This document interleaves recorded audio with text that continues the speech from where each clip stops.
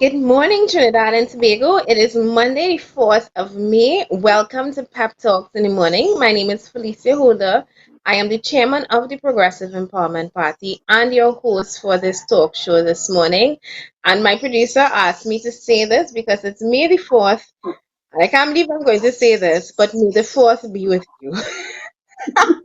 Well, joining me on the show this morning is Michelle Davis from our PEP mobilization team. She's our deputy party organizer. Good morning, Michelle. Good morning, Felicia. Good morning, Trinidad and Tobago. I can't believe I just did that, by the way. And Satish owes me for being so lame on the show. Bright and early Monday morning. How was your weekend, Michelle? Well, it was interesting. I'm still on lockdown, but it's kind of enlightening. I'll share some thoughts with you.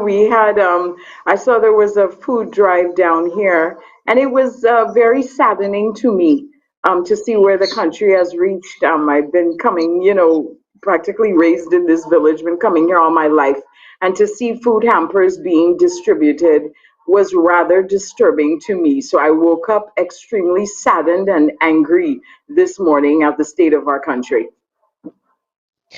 Indeed. And for those who would have followed the Progressive Empowerment Party last week, we started our hamper drive last week, Monday, and I can't believe what we would have accomplished over just 1 week. We distributed food to the homeless, hampers, and this would include over 200 people, 300 people that we would have catered for. And this weekend, we would have continued that drive in the east, north, central, and south Trinidad. So it's been a busy time for us because, like Michelle said, people are hungry, and that, leads us into the first topic of the day under the weekend wrap up. And for those who are familiar with this show by now, we have a weekend wrap up because a lot seems to take place over the weekend. I don't know if the government seems to like to have the mass on weekends, hoping that we would forget about it. But here on Pep Talks in the morning, we pay attention and we make sure we come back to talk about everything that would have taken place over the weekend because it very much deserves the discussion and that dialogue that we are accustomed having here on Pep Talks in the morning. And before we start the topic, I invite you to take this time to click share on the video, send it in your groups, on your WhatsApps, share it on your timeline, on your pages, because this is going to be a really good convo this morning. So the first topic on the wrap up comes from our dear Minister of Agriculture, Land and Fisheries, Clarence Rambarad, who claims that there is no evidence of severe hunger in Trinidad and Tobago. And before I turn this over to Michelle, my first question is, what does severe hunger look like? That is the Yeah. question, but we can definitely say in Trinidad we are experiencing severe hunger, and the reason I state that is because we have people lining up by the thousands, literally, for food. It is disheartening. It is disgraceful for a country of this wealth to be experiencing this type of dilemma where people are literally taking to social media to express hunger, to express their dissatisfaction, their frustration with the grant processing, with the food cards, with we are experiencing severe hunger for a country that, as we previously indicated, supposedly only has a 4% poverty rate. We certainly are not looking like it right now, Felicia. Well, that's my question, Michelle. And for me to say, there's no evidence of severe hunger. And the reason I asked that question, what does hunger look like? Like I said, this weekend and starting last week, Monday, the Progressive Empowerment Party embarked on a food drive. Even before that, the week before, we did a feeding of the homeless where we distributed well over 350 lunches in downtown Port of Spain. Now, the homeless is one separate issue, and I'm going to deal with them in a little bit. But this weekend, I visited homes, Michelle, that looked like if you had to judge by looks only, you would say that this is a middle income, well to do family. You would never imagine that hunger and running out of food is an issue for them. But that is a reality. And last week, I believe Anthony Defour on this program, he mentioned the fact that during this pandemic, there are people that you would not have expected to fall on the breadline, and you wouldn't have expected these people to run out of food, and you wouldn't have expected these people to, after 1 month, deplete their savings. But that is a reality that we are now looking at in Trinidad and Tobago, which is the fact that for a rich country, we have a lot of people who are clearly not doing as well as our statistics, our monopoly statistics would like to prove. And there was this one particular family that I visited, and on the outside, again, you would.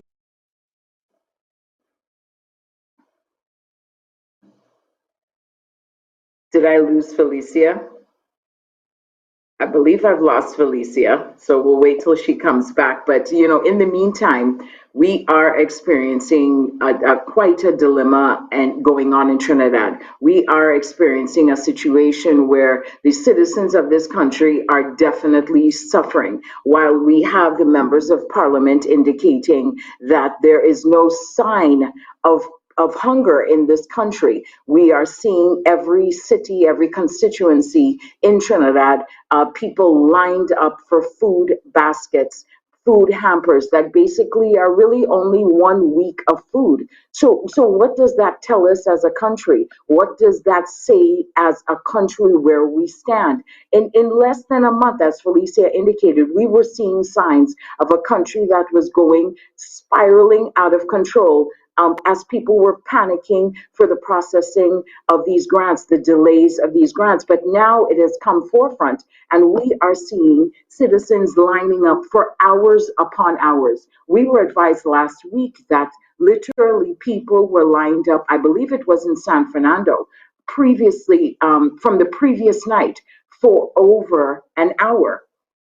And where does that tell us? What does that say for us as a country? We have members of parliament that are completely oblivious to what the citizens are going through, to what the citizens are experiencing in this country. Instead, we have the blame game going on of, the citizens are committing fraudulent activity, and the citizens are, we are to blame because of the delays of this grant.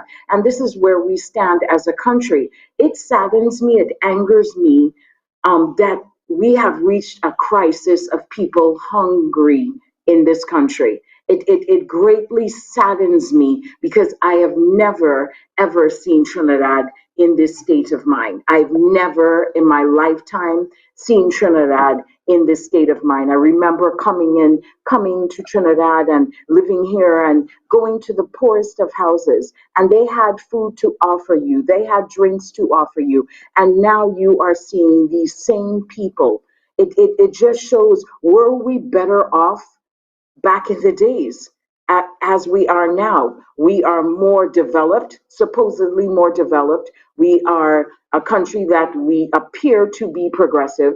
However, we have digressed in terms of the welfare of our citizens. We have digressed in terms of how an average citizen is living. It is clear after a month, it's after about 5 weeks now. It is clear that citizens are living paycheck to paycheck in this country. It is clear that no average citizen has disposable income to last them 1 month.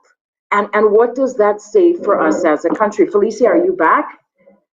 I am back, and I feel like it's way too early for technical difficulties, but let's hope that that was the first and last one for the show. And Okay. following what you said, it is unacceptable that we have so many people who are living below the poverty line. It is unacceptable that after a month and a half of a crisis, that we have so many people in dire need. And I mean, for the Minister of Agriculture to come out and make a statement like that. I met this man and I had a discussion with him once, and I considered him, and I've heard that he's a very well educated, knows his stuff kind of man. So for him to make this kind of statement, I was a little thrown off, because I can understand, as a Minister of Agriculture, as a minister in government, how could you make a claim like that when we on the ground here are experiencing things differently? Is it that you're that connected from the population? Is it that you're that connected from the reality of people on the ground?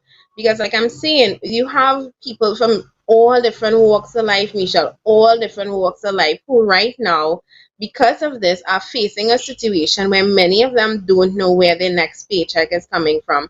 Many of them are relying on the generosity of private citizens, because we have government saying that we seeing about people, yet you're looking at the lines all around the corner by Living Waters, and it's telling a different story, and people are being turned away. The most heartbreaking thing for me this weekend was to tell people when they called, and they're calling in the hundreds, tell people, I'm sorry, I don't have any more hampers for you. I don't have any more baskets that I can give you. There's nothing that I can do.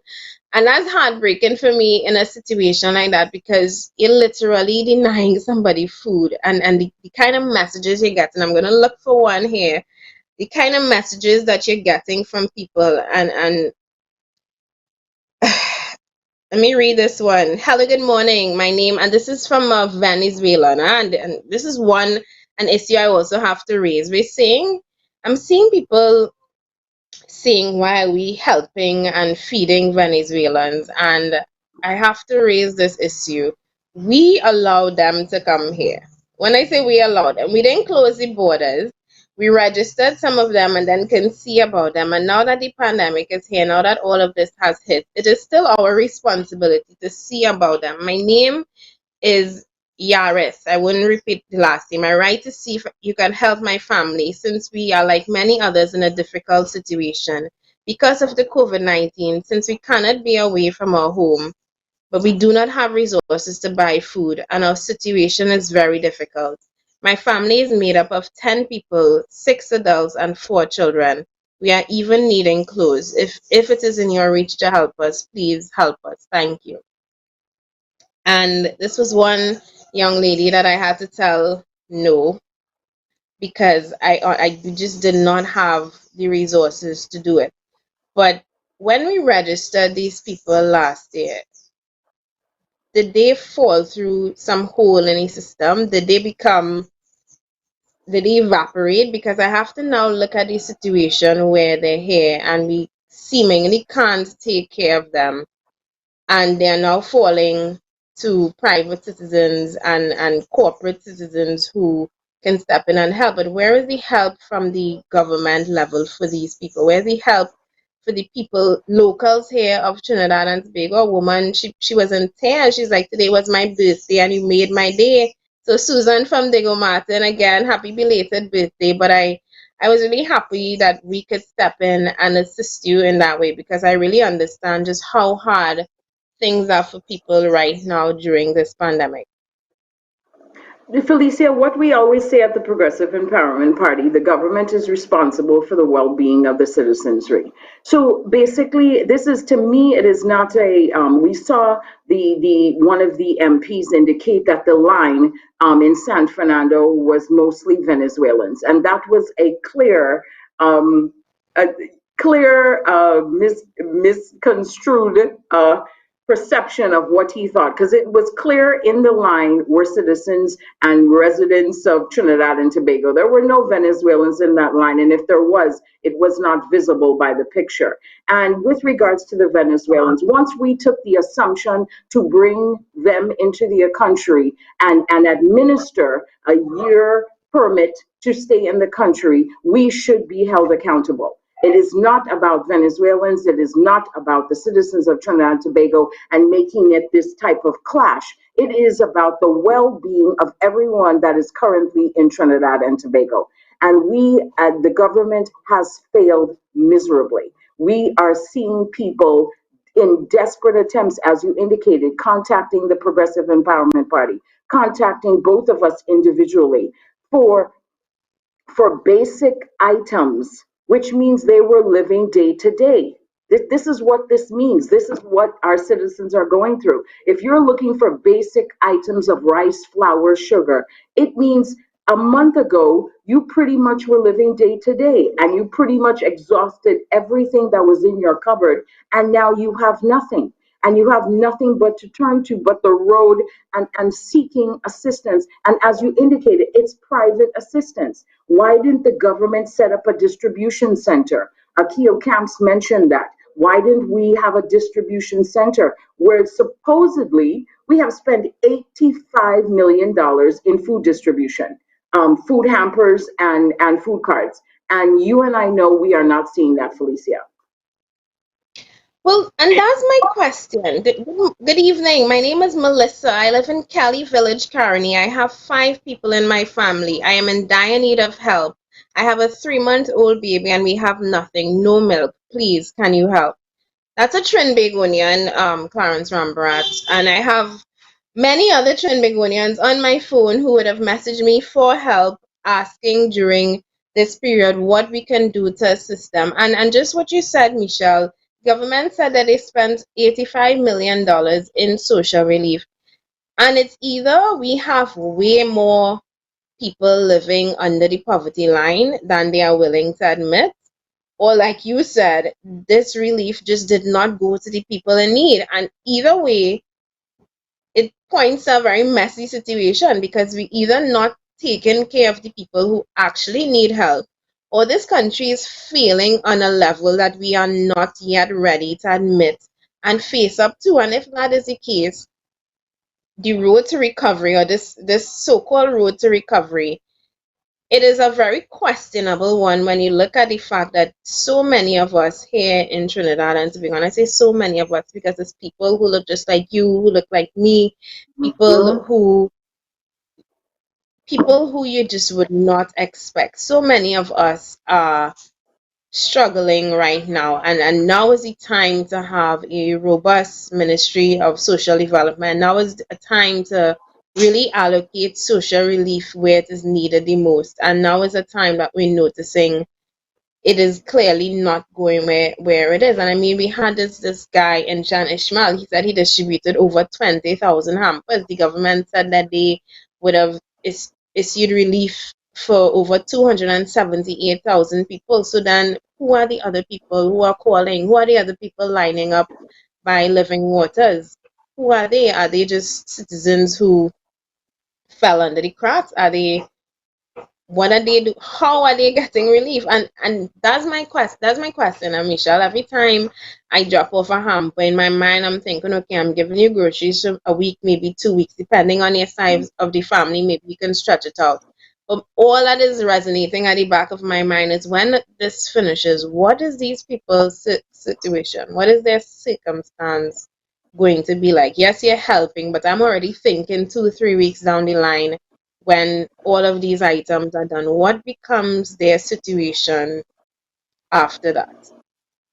Exactly. And Felicia, I wanted to ask that question if anybody's on the thread that has received this infamous grant. Please tell us if anyone is on this thread that has received, each MP was given 500 food cards. Is anyone a recipient of this? Because we are not seeing evidence of this. Let's be real. Let's call a spade a spade. We are not seeing this. We are seeing people taking to social media in droves out of pure desperation and frustration. I have never seen this level of frustration in Trinidad right now. People know the government is taking them for granted. How could it be that 287,000 supposedly have benefited from this food program? Where is this? Where are these people, and who are these people that are lining up? We have to start as citizens, start questioning where did $85 million go? That is the question, Felicia. Where did $85 million go? I mean, as I indicated, in Cedros there was a food drive down here, and it was so disheartening to see cars lined up, basically, as you indicated, for 1 weeks of food, 1 week of food. Where did $85 million go? That is a good question, and they say that 30% of it was spent on food. And I'm looking around my community, I'm seeing people that I know for a fact did not get this relief. And I mean, the government is accusing people of fraud in terms of Oh, delaying the system. And I have to ask the question, what would lead people to cheat the system? What would lead them to want to take more than a week or 2 weeks worth of hampers? Is it a case that people are just in severe need, that they are so afraid that this may be their only chance to get food, so let me stockpile food? We had, when this pandemic was announced, I remember people, there were about 3 or 4 different waves of panic buying. People who could afford went into Price Marts, into Massy stores, and they purchased and they maxed out their credit cards because they can actually afford to do this. And while I don't agree with people taking more than they need, I to an extent understand the people who believe that they need to take just enough so that if this has to go on longer, they have food. And that is the dilemma that our failed social services department leaves for people. Because there's no surety. Because right now in Canada, your relief is coming 2 days after you apply yes. it. It's going straight into your bank account. You know that you're guaranteed to get this every month up to 4 months, so you save. That's Chances are you're not gonna bother to cheat and apply 2 and 3 times because you're not sure if you will get through. You know you're getting through. Here in Trinidad and Tobago, you're not sure if you will get through on the application one, so you have your husband fill out an application too. Because that is just the reality that, I mean, last week we only distributed what? 1,500 people, 1,000 people of the a 3,000, the thousand, 30,000. 1,000. 1,000 people of the 30,000 people who would have put in their request for the salary relief grant got their checks. So people are right now, and I mean, I'm looking at the delay and the fact that they're taking so long to process it, and I'm trying to understand, do they realize that every day that passes is another day that some people are literally not eating food? Every day that you take on this, some people are literally in fear of being evicted. Felicia, I want to touch base on that blaming of the citizens because it really enraged me when I saw that article about blaming the citizens for fraudulent activity.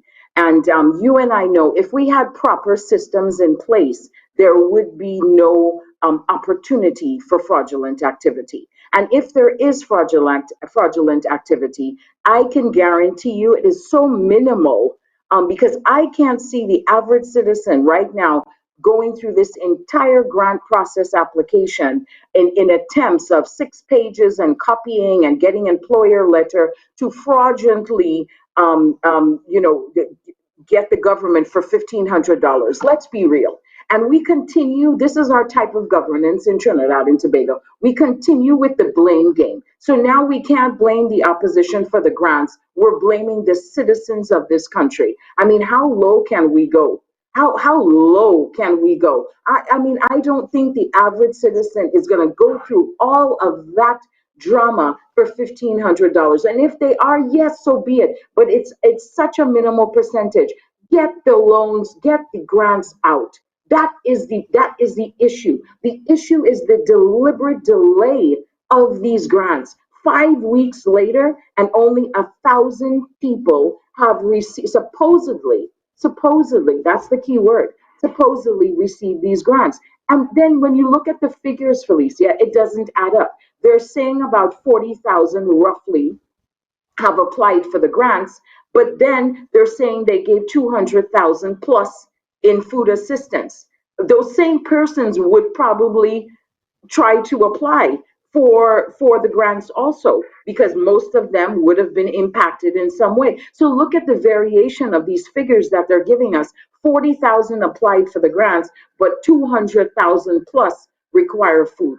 They're not even similar to each other. And the bottom line is we are the victims, the citizens are the victims of the continuous deliberate incompetency in this country. Had we had systems in place, this would never happen. We would have been like the US and Canada and would have been able to hit a database and issue and execute those checks efficiently. And on that topic of systems, Michelle, and this one you're hardly hearing about, which is the rental assistance. And the reason why you're hardly hearing about it is because it's exposing a very real and serious issue in Trinidad and Tobago, which is that whole issue of rent and people renting and leasing properties and subletting HGC homes, etc. You're finding that a lot of people right now renting from places and have no lease agreements, not even getting a receipt at the end of the month that they're renting, but they're paying rent in the two, three, 4,000, $5,000 just because the housing situation is such a mess in Trinidad and Tobago. So you're willing to rent a little room above a bar or a little annex next to a shop. This is the reality, and because of this, a lot of these people, like I say, they have no real lease. They have no real form of proof that they're renting from somebody. So now that they're in this situation, they're finding that there's no real way, because on the rental assistance form, you have to get the signature of your landlord. And some people are finding that their landlords are refusing to sign because the landlords probably know that they're doing something illicit. They probably know, especially in the cases of HGC houses, that they don't actually own these properties. And these people who are renting from them, who have been paying rent for how much ever years, are now finding themselves in a position where they're being threatened to be evicted. And now that this is exposing that you're talking about systems here, I have to bring up the fact that we have no real rental board here in Trinidad and Tobago. We have nothing that really regulates rent. We have people paying rent for properties that you for $2,000 and $3,000 that we know is not even worth $1,000 a month in rent. We have people paying landlords for renting properties that they don't actually own. And this is a situation now that we're in this pandemic. Because we're in this pandemic, it is exposing all of these poorly created, poorly structured systems that are now leaving people who are in a situation of being evicted in a place of desperation, in a place of fear, in a place of worry. But exactly, Felicia. I mean, and notice we haven't heard anything on the rental grants. You really haven't heard. The only thing you've heard is, relation to fraudulent activity. There has been no mention of it in terms of actual issuance, because there is so much obstacles and so much elements of it that have, as you've indicated, have exposed a darker element in the renting world of Trinidad and Tobago. So those rent grants are basically, you need the deed, you need the signature, you need several lawful documents that indicate that the owner owns this property, which many, as you indicate, don't. So that is pretty much the money that was set aside for these rental agreements, and the paperwork that is required by the citizens of Trinidad and Tobago is pretty much a lose option. I would be surprised if anybody has indicated they have received that as of yet. But it does expose the lack of systems in Trinidad and Tobago. It does lack a great percentage of Trinidad citizens do rent, and there's no protection for them, because the system, again, we govern from such an antiquated perspective that we never thought of rental agreements. We never thought of a rental board to protect these citizens from the landlords, and now you're seeing it clearly play out. The landlords are putting them on the streets. And when I'm listening to the Minister of Social Development speak about people trying to cheat the system, my first question is, what system? Because we have cases of the landlords applying as well as the people renting from them applying. And just that is what you just said there, in terms of there's no protection for the people. It's so simple, Michelle. In order to rent a property, you should have some kind of form of registration, or you should have some documentation somewhere that can track you as a property owner, or property leasing a property, so that in the event of things like property taxes and renting as rental assistance and all that, you're already registered in the system so that there's a way to track and there's a way to know. So putting this on the people, that's just like with the taxes. When the people came out and said, the doubles vendor is not paying taxes, to which I raised the issue, okay, and so are the hairdressers and the barbers. 9 out of 10 they're not paying taxes as well. That is not the fault of the people who are not paying taxes. That is the fault of the system of income taxes. That is the fault of the people who did not set up proper structures to ensure that there is a way to keep and track people in the system so that in the event of something happening, there is a way to follow up on these people. So now that we are in this, it is unfair to turn around and blame the people who are now trying in all manners and all acts of desperation to just get help. And that's what we seeing right now. People, there was this family over the weekend who I realized in terms of dropping off a hamper, both the husband and the wife called. Is that a case of fraud? I can't say, because when you look at their circumstance, they both in need, both aren't working, they both have children. I'm giving you groceries for who knows how long based on the size of your family. You're calling because you're in need. Now that we have people in need, now that we have people who are going through this situation, you are going to find people trying to find the best means, or the most feasible means of simply feeding themselves. You are going to find people trying to find the easiest means of putting a roof over their head. We can't, it's like a chicken and egg situation. We're blaming them for something that we created. And because we created something, they are now in this situation. So which came first? I'm inclined to believe that the systems that we set up poorly in the first place is the result is what we're seeing right now. We are seeing people taking advantage, and I'm not agreeing with it, but I'm also very much understanding that these aren't ordinary times, these aren't ordinary situations. People are, if I had to choose between feeding my family and starving, I would feed my family, and not because you're not in this situation, not because the Minister of Social Development or the Minister of Agriculture doesn't have to worry about a plate of food in the morning or feeding three hungry children staring at you. Not because that's not my reality doesn't mean it's not the reality for hundreds or maybe even thousands of other people on the ground.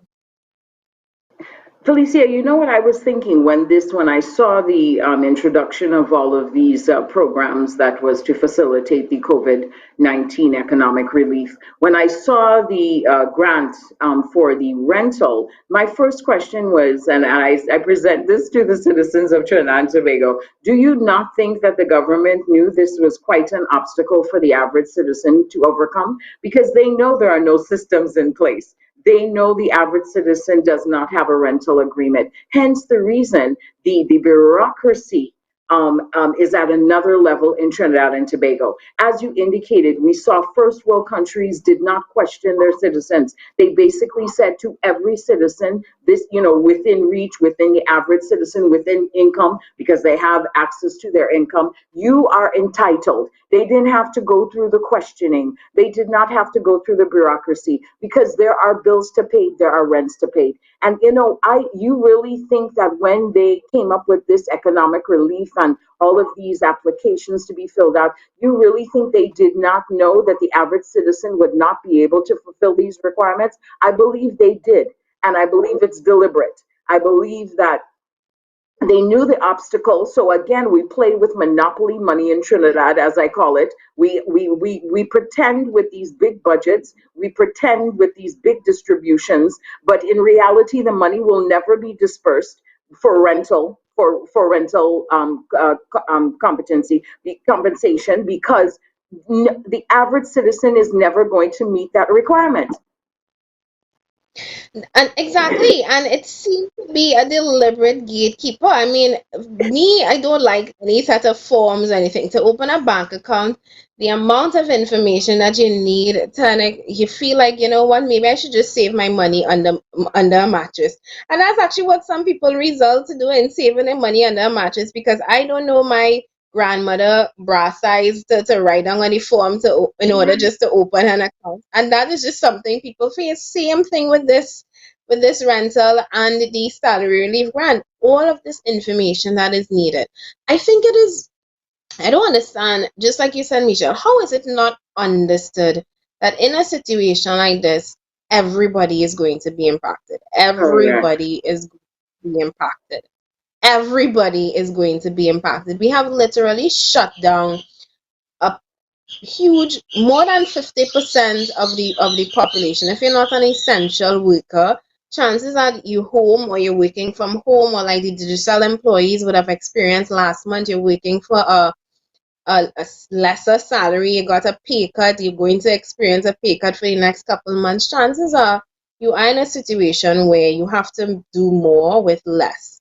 So it is only understandable that during this time, people are going to be in need. People are going to directly need some kind of assistance, and to make them jump through all of these hoops.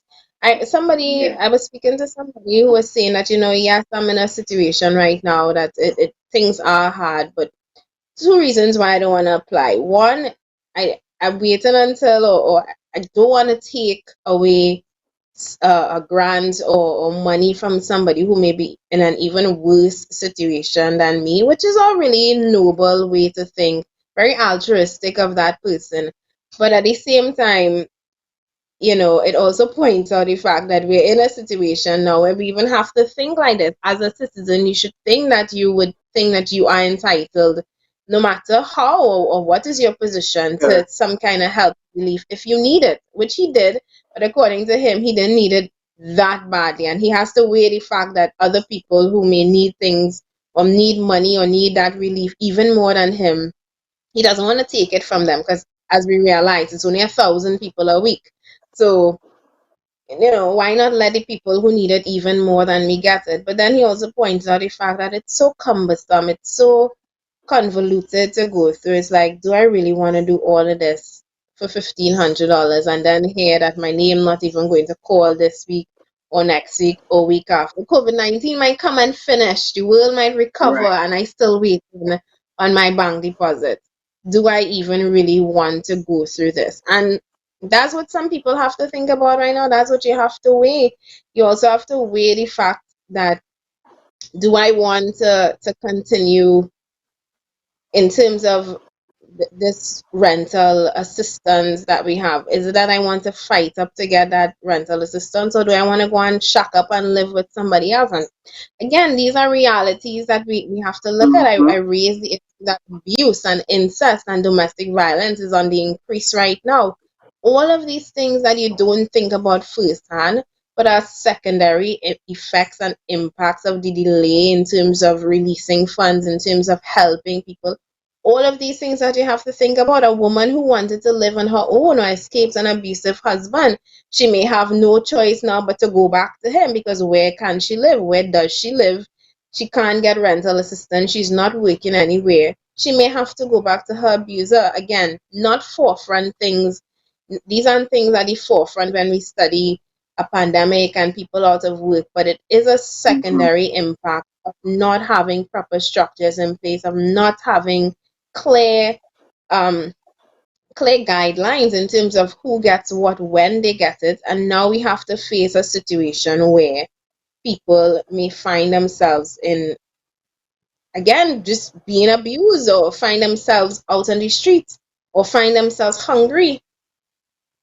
Exactly, and we from the beginning of this entire pandemic, and the stress was on the less fortunate of the country. But we need to realize there is a middle class in Trinidad and Tobago that is clearly suffering. These are the peoples that have the loans. These are the people that are dealing with the banks while the banks still try to make the same profit margin that they made before. They're saying they're deferring your loan, but in reality, the interest is still running. So you have a middle class that is going to be greatly impacted from this, just as the less fortunate. And we should not, what we did is we approach this, the government approached this as a less fortunate situation. Let's take care of, the less fortunate and those that have been impacted by, by the COVID-19. But the middle class has also been impacted.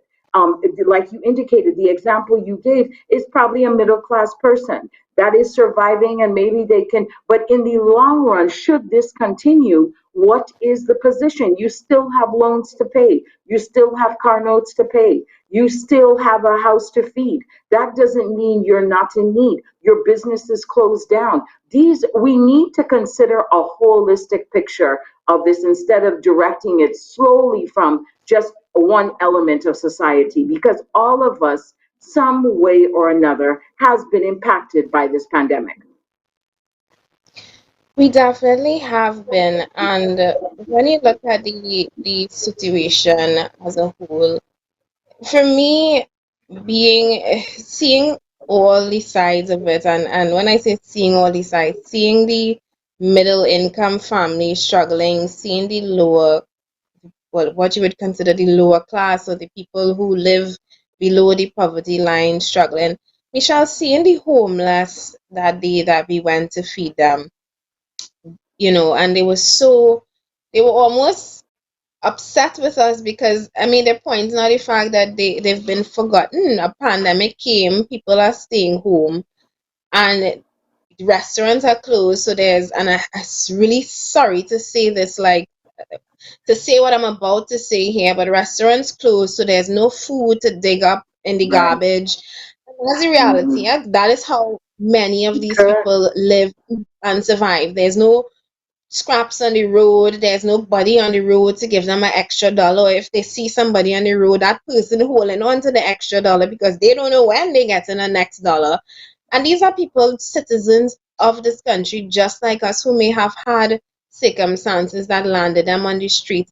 But they are citizens just like us who are also suffering during this pandemic. And I'm not hearing, I mean, I heard about the defense force going and cleaning their area in Riverside, but I'm not hearing enough about what is being done to assist the homeless in this time, what is being done to assist the people who rely on the generosity, who rely on the scraps and the outcasts of us as citizens to survive. And now that this has hit, they are being hit doubly hard. I mean, they had it hard before. Now it's even worse. But what is being done for them? And when I listened to the Minister of Social Development say a couple of weeks ago, before all of this happened, that you can't force the homeless dwellers off the streets, that they have rights just like us, I'm thinking, woman, they have rights, yes, but they have rights to be treated as human beings. They have rights to shelter. They have rights to food. We don't know a lot of the circumstances that would land people on the street. My mom always taught me, don't never judge a person until you walk a mile in their shoe, and that is something that I've held very close to my heart. It's very, you rarely find me judging somebody because I don't know what their circumstances. It's not enough to just look at somebody and assess and judge their situation without understanding what their life has been like. And a lot of these people, we quick to judge, and we quick to shun, and we quick to outcast. But we as a just us as a country, we have failed and left them behind. I mean, we're gonna talk in a little bit about this mother who is suffering really hard during COVID-19. One of the thousands who has been suffering hard during COVID-19. She's facing eviction. We don't know how many people that we see on the street could be people just like that who had no other place to turn, no family, no job, no hope, no opportunity, and had to find themselves on the street. Felicia, there's a statistic in the U.S. and it pretty much applies to Trinidad as well. The average citizen, over 60% of Americans are living paycheck to paycheck, and we are clearly seeing that is a trend in Trinidad. I don't believe years ago that was, but now we clearly see. And the average person is one paycheck away from being homeless. That is a statistic in the US. And we are finding, I always ask the question, suppose you did not get paid at the end of the month, what would your situation be? And as that mother that you indicated, she has now her ability to earn an income has been taken away. We understand, and we as citizens, we understand we are in a pandemic, but what is the solution to assist her? And she is facing eviction. She is facing, she has no income. She is facing, she has no food. She is facing that she has children to feed. What does one do? And our social systems have failed. Our social systems have failed to identify these people correctly, have failed to execute in a manner of which can immediately help these citizens. Again, we are only talking 5 weeks. I don't know about you, but it seems forever that we have been on lockdown. When you really think of the official lockdown date, it's just 5 weeks. It was March 28th, I believe. That was the official. And it feels as though we have been in months of lockdown. And when you look at it, if you see the pictures, the pictures reflect a country that has been in months of dire straits. It does not reflect 5 weeks of a pandemic lockdown. And that is what is saddening. So for those street dwellers, street vendors, and those that were, doing the little side hustle, that their entire income has been taken away. What are you doing for them? How do they file? They don't have an employer. They were just basically relying on the streets and citizens, other citizens, to generate their income. And as you say that, I'm going to talk about this case study.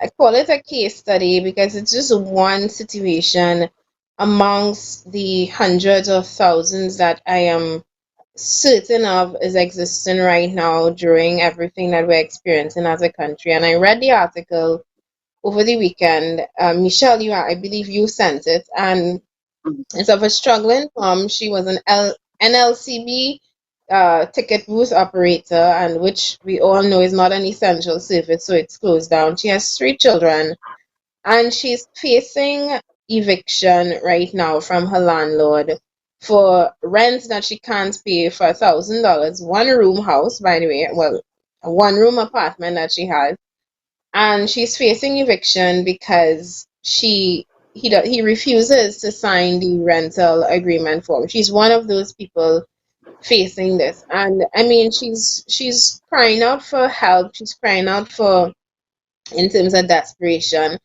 and I can understand because it's detailing a story from back 2018 where she was actually one of those victims of the Greenvale flooding, and she lost everything.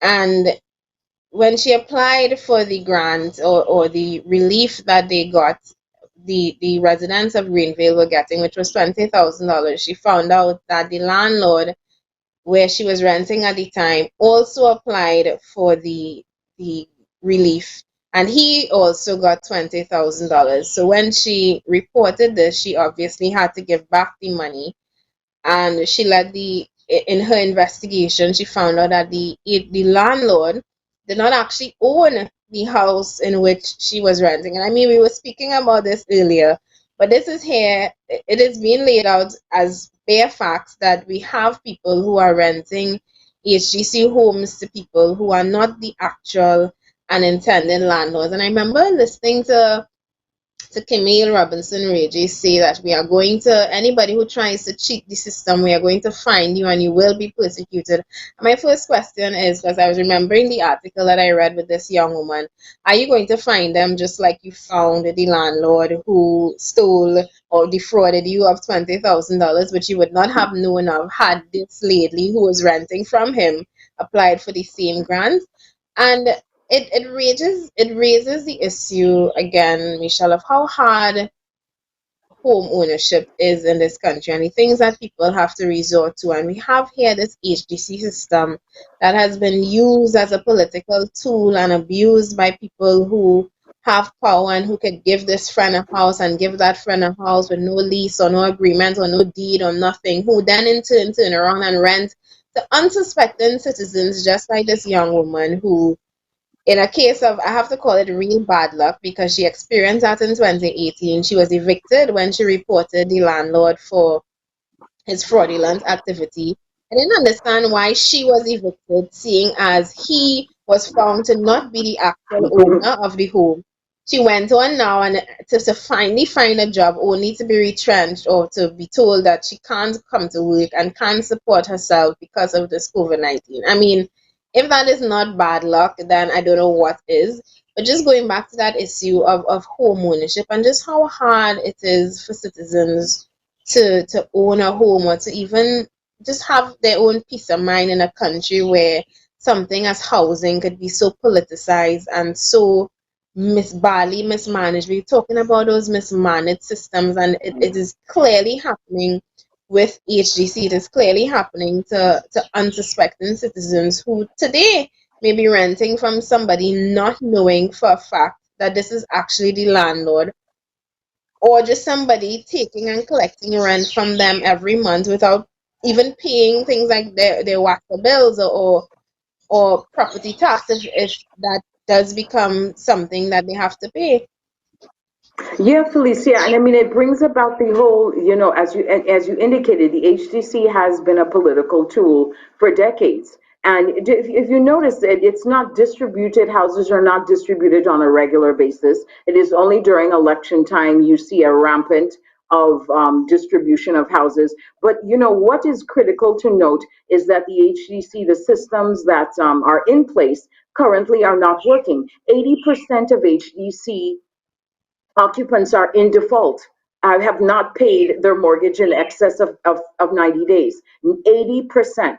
The government is trying to, get or collect millions of dollars in these HDC houses because again the systems that are in place are, because it's a political tool, there's no monitoring of it for applicants, and the persons that sincerely deserve the HDC homes are not being given the opportunity. It's being used as a reward system. You vote for us and I'll give you an HDC. These people that are being put in the HDC houses clearly cannot afford the mortgage payments. Hence the reason over 80% of HDC home owners are delinquent in their payments. So that is just a bigger question on a whole with this HDC system. Is anyone monitoring this? Is the application process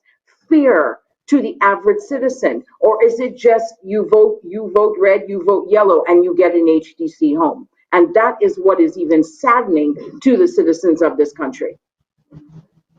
Exactly. And home ownership, of all things, Michelle, home ownership, I don't understand how and why it became a political tool in this country. I don't understand why around election times you hear 10, 500 homes being distributed in this community and this person receiving their keys. I'll never forget around the last election with the Kamala Prasad administration.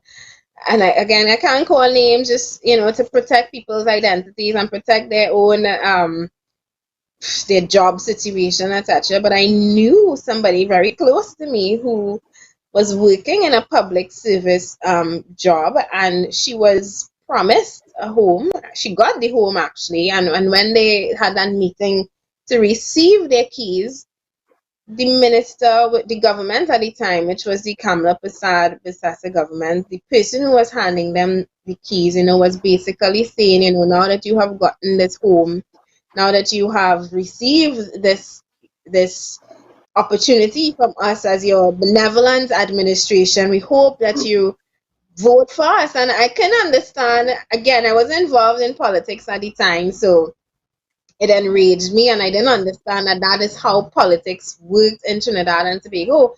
But that is basically what they were being told, that you're getting a house, you're getting these keys, we are dealing with you, we're giving you all this nice little comfy home that many other people can't get or afford in Trinidad and Tobago, and as members of the public service that you are in, again, not calling any names, we hope that you turn around and vote for us. And I remember the person telling me, well, thanks to the home, but I definitely not going to vote for you.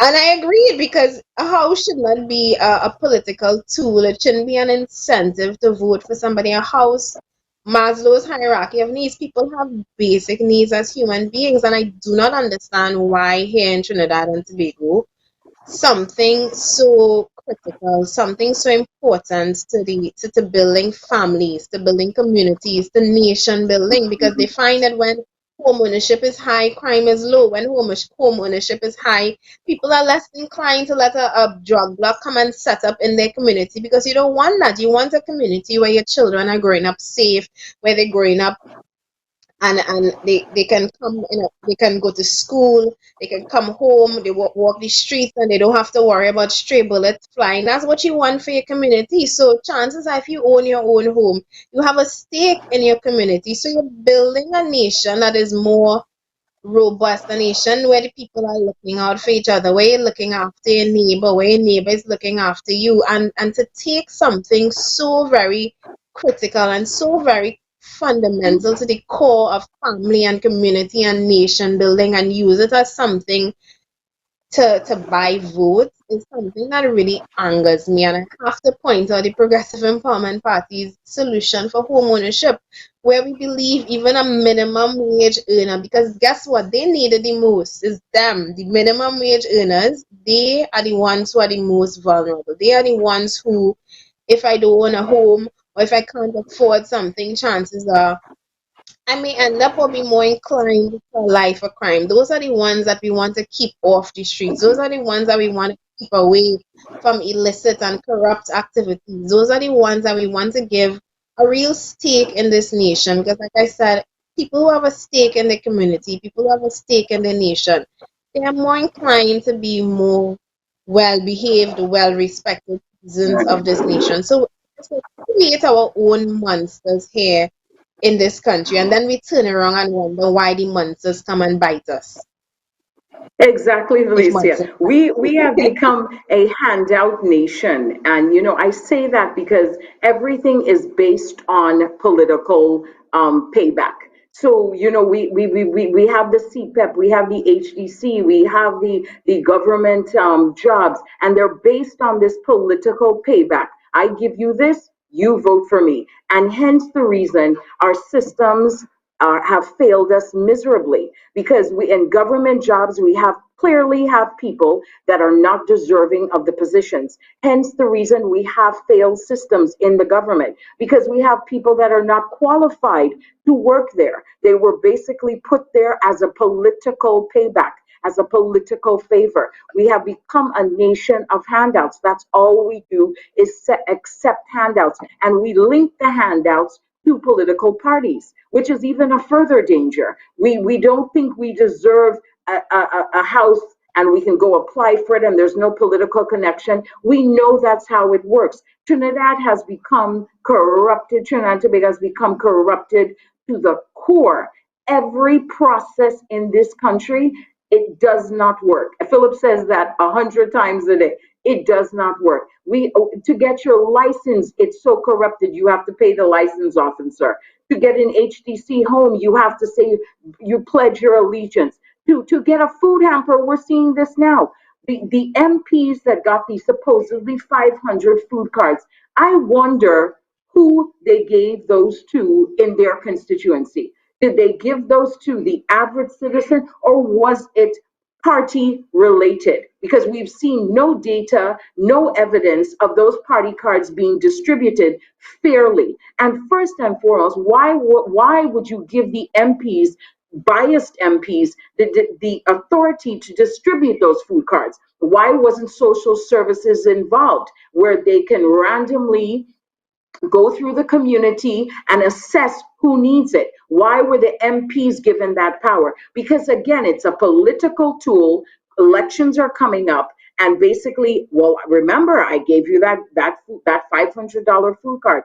Everything in this country, Felicia, unfortunately, is a handout system, and it's politically motivated. Michelle, as you said that, I also want ask the question to myself. Just like you raised why in the Ministry of Social Development take responsibility for that. The food cards that we gave out to it was what 20,000 families who had children, for Right. children who would have benefited from the school feeding program. Why wasn't that done through the schools itself? Why wasn't that? Because I mean, if you're a principal for a school, you would have a list of all the students who go to your school. I'm sure you would have a list of the students who would receive school feeding. I'm sure you would have, even if you don't know all of the names, you would have an idea of how many numbers that you have in terms of children who need school feeding.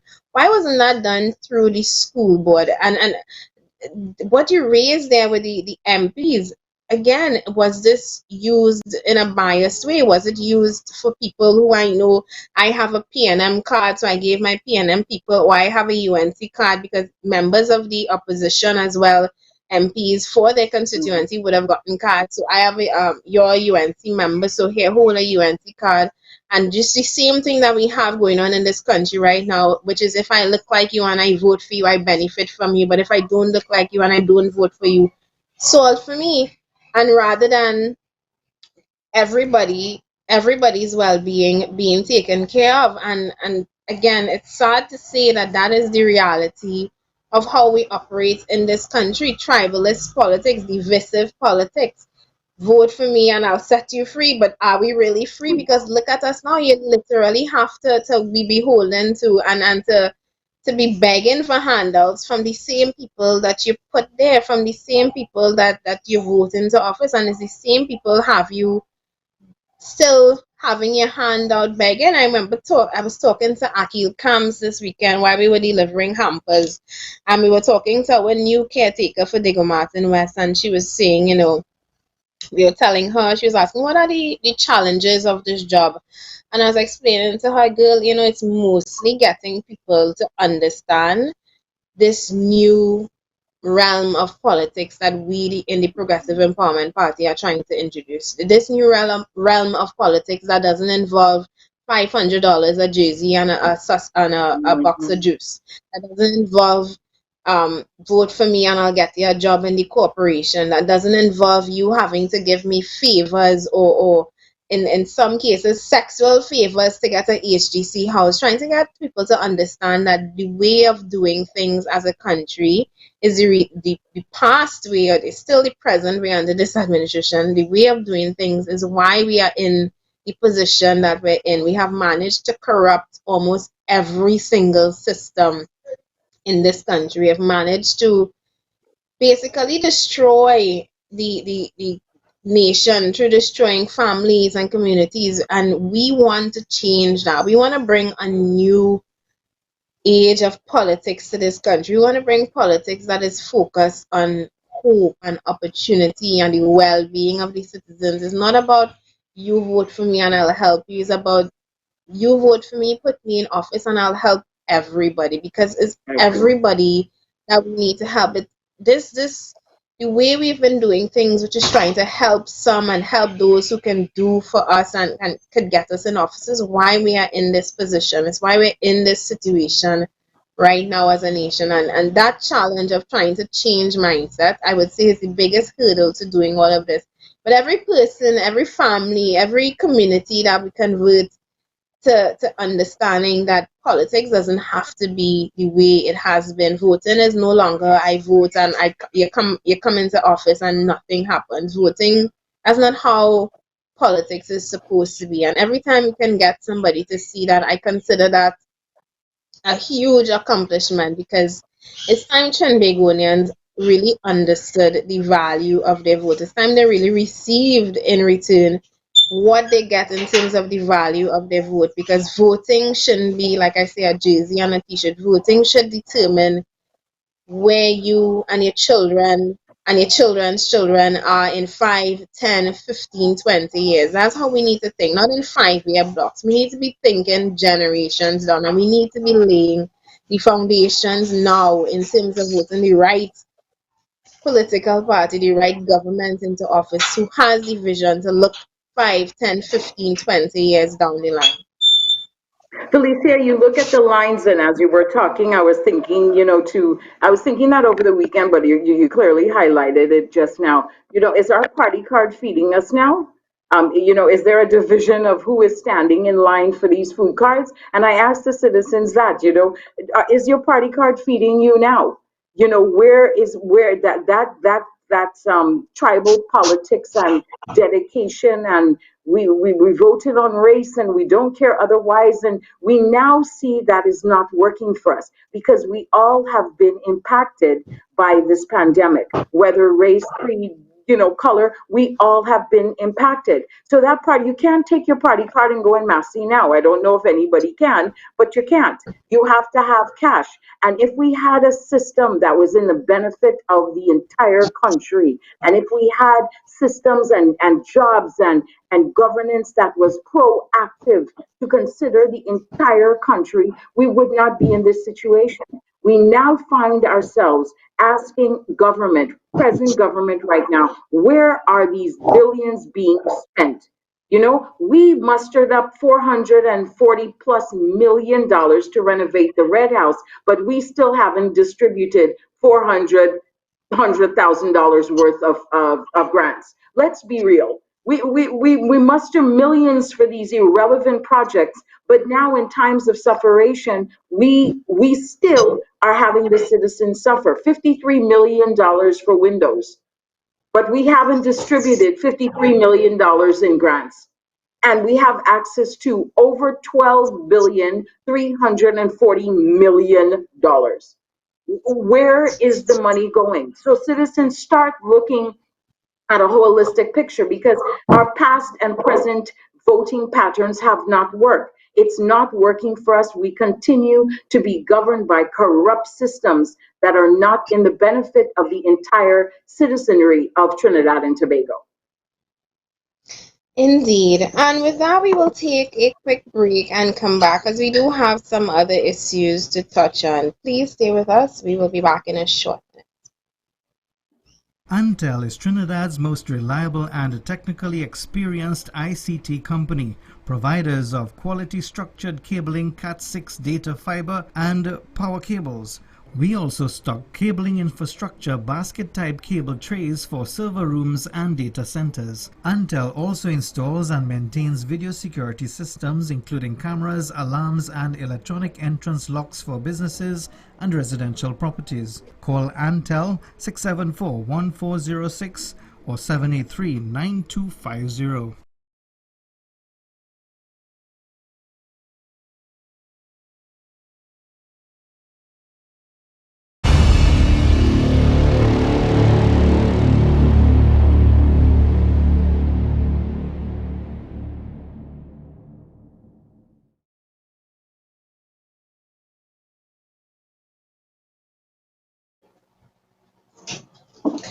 And we are back, and we have to touch on this issue of no support for our local farmers. Again, this was an issue, a topic that was raised over the weekend by the head of the Farmers Association. I forgot her last name, but we had her on Pep Talks one day about 2 weeks ago, Dano, and she was raising the fact that we have a lot of food right now that is going to waste. And I saw this particular issue maybe about 2 3 weeks ago with the watermelon farmers, and I actually experienced it firsthand in terms of the cost, the price of potatoes, which right now you can get a huge bag of potatoes for about $20, pounds and pounds of tomatoes for less than $30.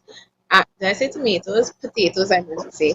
And a lot of food right now is going to waste. Farmers are being forced to find innovative measures to sell their produce, but in terms of getting that assistance to get their goods sold, they are left with little or no recourse. And I mean, we have our Minister of Agriculture saying that there are no hungry people, and then we have on the other hand farmers who are saying that they have so much food going to waste. And we are experiencing here in the Progressive Empowerment Party where we are seeing hungry people. And it's a whole runaround circle of people who need food not getting it, and people who are hungry are being told that they are not in fact hungry. And the farmers who are trying to sell their food are going without, because they are obviously losing out in terms of income, just like you, just like me, just like the average person who has been impacted by everything that is happening here. And my question is, I mean, we have a minister of agriculture very much aware of the fact that um, they can't go and ply their trade like they used to. I'm seeing people sneaking and setting up areas on the highway to sell, but obviously not getting the same amount of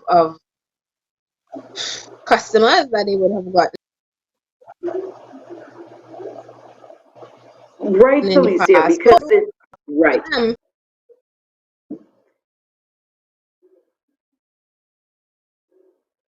Did I lose Felicia? We're, right, Felicia.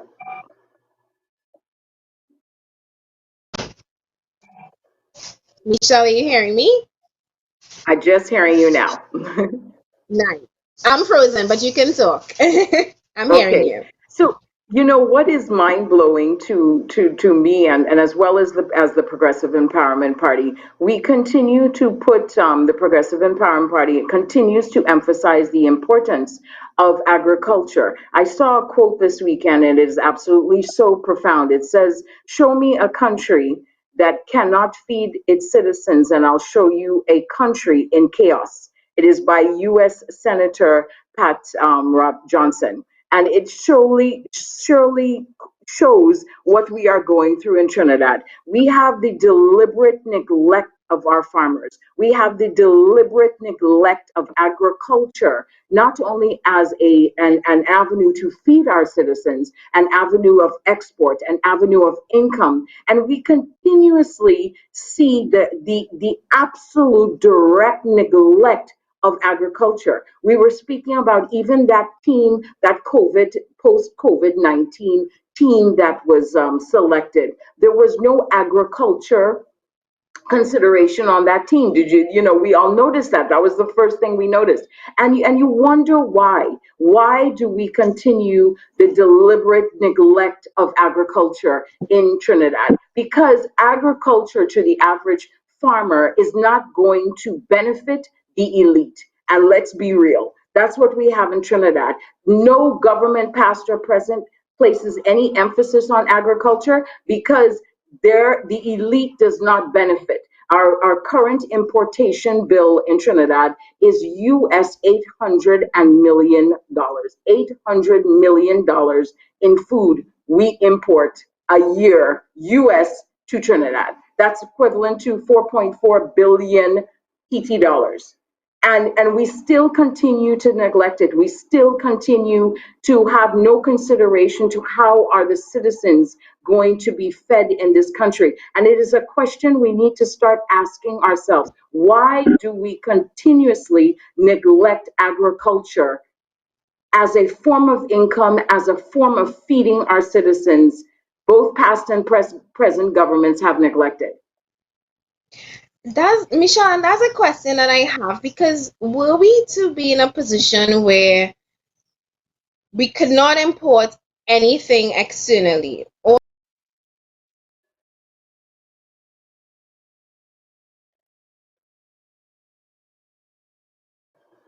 I'm gonna, is Felicia sticking?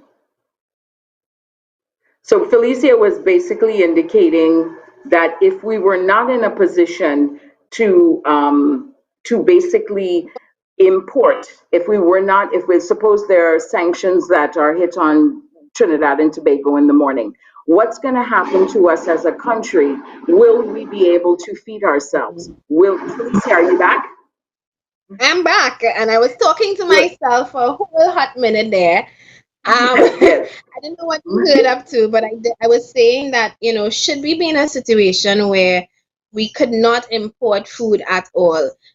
You would find our Ministry of Agriculture, you would find the government looking towards our 40,000 farmers for help. You would find them looking towards these farmers and now asking the question of, how do we now feed ourselves? A question that I don't understand, that is not a critical front burner question right now. Like you said, we formed a COVID recovery committee, and there was nobody on the committee to represent agriculture. There's nobody to represent food production, food independence, food security.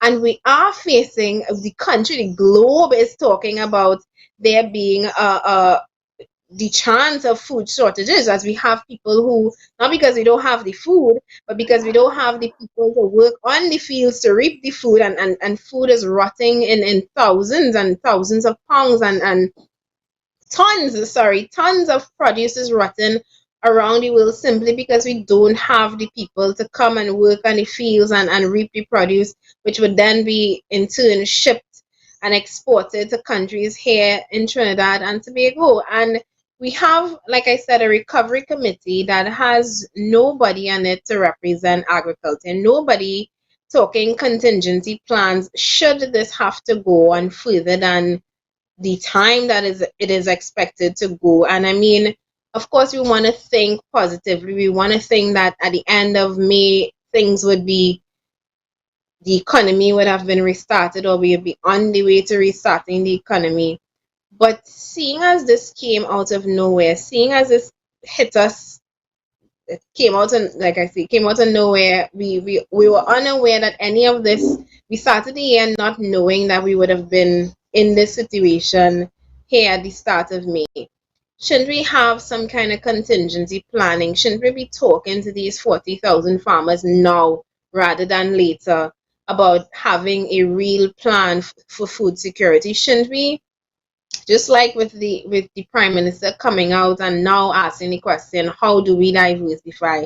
Shouldn't we be asking and putting these things in place before we have to reach to a place of asking the question of how do we feed ourselves? And it starts with showing these farmers respect. I mean, they're talking about not getting assistance in terms of their food. I asked the question, we have so many supermarket chains right here in Trinidad and Tobago. People aren't going to the markets like they used to. Couldn't there be some kind of arrangement where supermarkets take these produce from the farmers and agree to sell it at market price, because the farmers simply can't take their produce out to sell like they used to? Can't there be some kind of arrangement or subsidy that the government, funded by the government, so that the farmers can still get their produce sold, so they can still feed their families just like we are trying to feed ours? Where is the planning? Where is the forethought? Where's the vision for feeding the nation, and for also treating our farmers with the kind of respect that they deserve for the work that they're doing, which is basically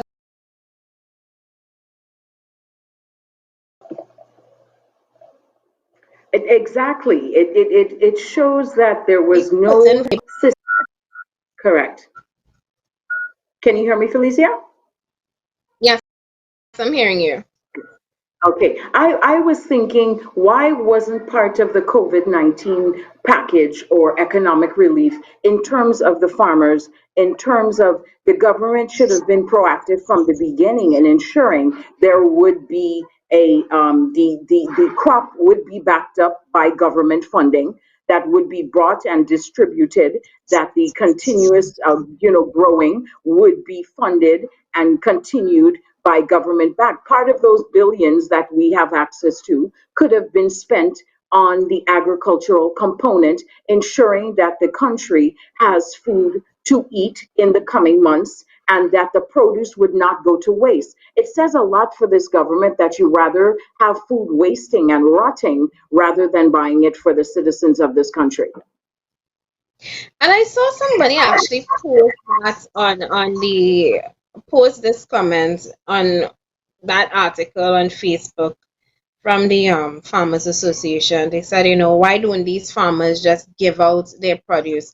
One, there are a lot of farmers right now who are donating and giving to people in need. Actually, we had on Saturday, we got 10 big, huge bags of potatoes where we were able to distribute to well over 100 people.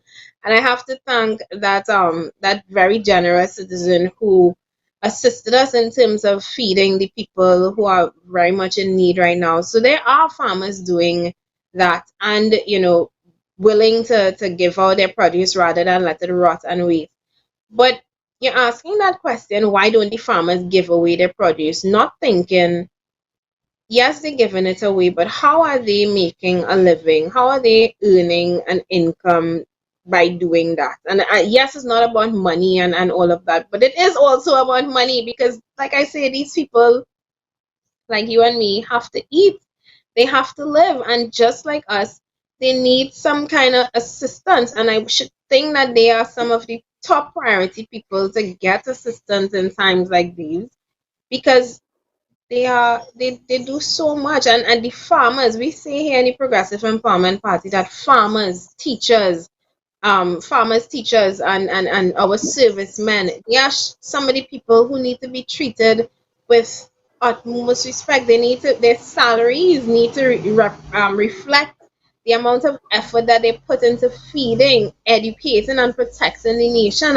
But here, right now, what we do, we treat them as if we treat them like the dirt that they dig up in. That is how we treat our farmers right now. And I understand the frustration of these people, and I really empathize with what they may be going through right now. We're seeing it on so many levels where ordinary citizens, are struggling to get that help that they need. Our farmers as well, they are going through that. And this is my plea to people: if you know of a local farmer, or you know of somewhere that you can go and purchase um your fruits and your vegetables, please do, rather than do it in these supermarkets, because these supermarkets are making a lot of money right now. Trust me. During this COVID-19, they are probably Yes. one of the few places that are turning exorbitant profits. Supermarkets. The farmers, the small markets, the small vendors at the side of the road who have to sneak and bring out their van to sell two little pumpkin and some scythe, they are really suffering right now. So if you know of a small time farmer, local farmer, somebody in your community, please, as much as possible, try to patronize these businesses, because things are really hard right now. Food is something that you need.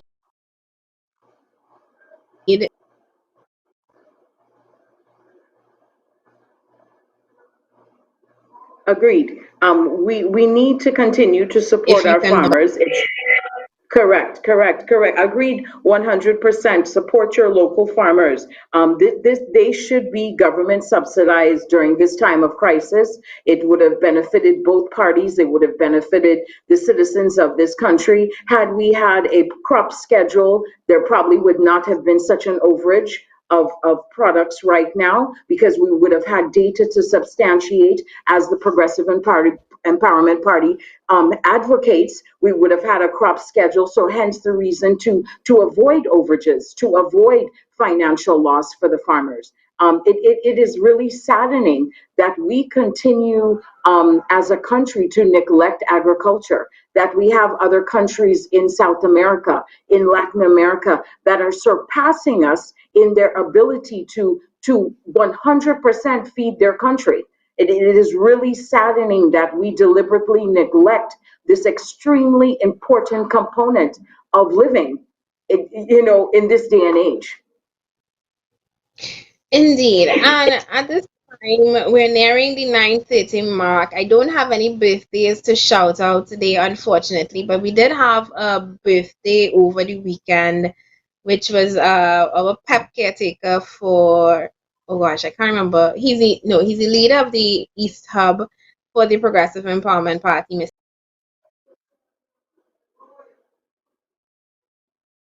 You got stuck there. Maurice. Am I back? Am I back? Am I back? Am I back? Yes, you're back. I'm back. Yeah, so just saying happy belated birthday to you, Maurice. I hope you had a great one. Maurice was one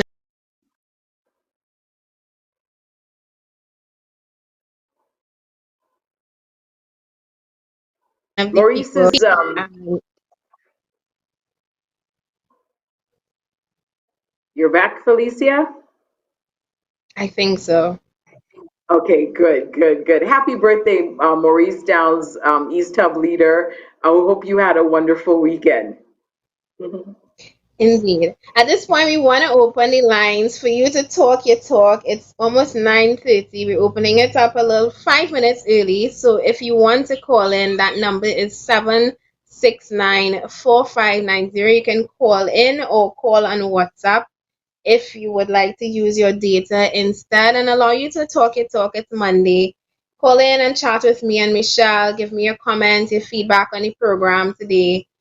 We did discuss a lot, and we actually have something else to go into. And if you notice, most of our stories came from the weekend wrap up because, like I said, a lot of things seem to happen over the weekend. I don't know if it's because they think we have such a short memory span that we might forget about it. But thankfully, um our team at Pep Talks in the morning, they're very diligent in terms of pulling together all of those stories that some might forget about, but are very much critical and important to the national discussion that we have right here on this show. And one of such issue is that Paria fuel drama. And that I have to use because it seems to be a very dramatic situation brewing right now, with us and our neighbors next door, as well as the United States, who they say if the state sneeze, Trinidad catches a cold. That's just how much tied we are to them in terms of trade and e-commerce, etc. And for those who did not hear the story, actually, Michelle, you tell them about what happened. I talk in plenty.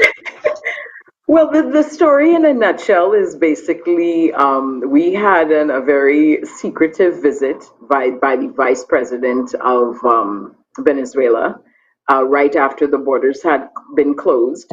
And the contents of that meeting was pretty much not disclosed. It was indicated it was a COVID-19 meeting.